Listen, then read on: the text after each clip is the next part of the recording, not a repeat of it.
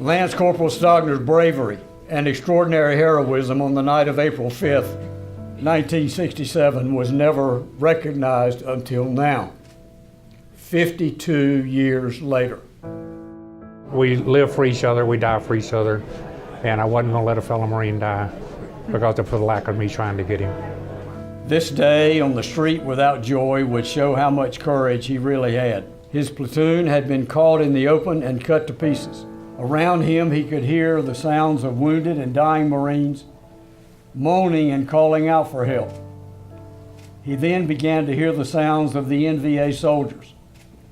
They were moving down the line in the dark, shooting the wounded Marines in the head and stripping the bodies of their weapons and gear.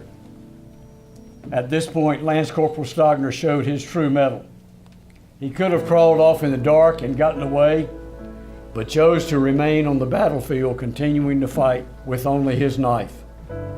Then he chose to sneak into enemy territory to rescue a fellow Marine who probably would have been killed and possibly mutilated when the NVA got tired of torturing him.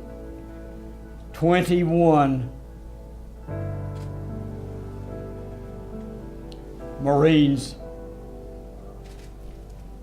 died that night, and more than 30 were wounded.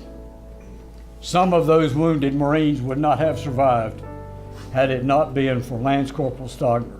The Navy Cross acknowledges he did perform far beyond the call of duty for an 18-year-old ammo humper. His story only adds to the legend of the Walking Dead.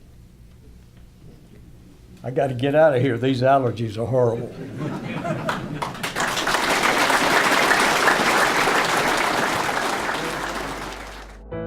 I thank Senator Daines for helping me through this and helping get this thing to a final end. If it wasn't for Senator Daines, I don't know where we'd be right now.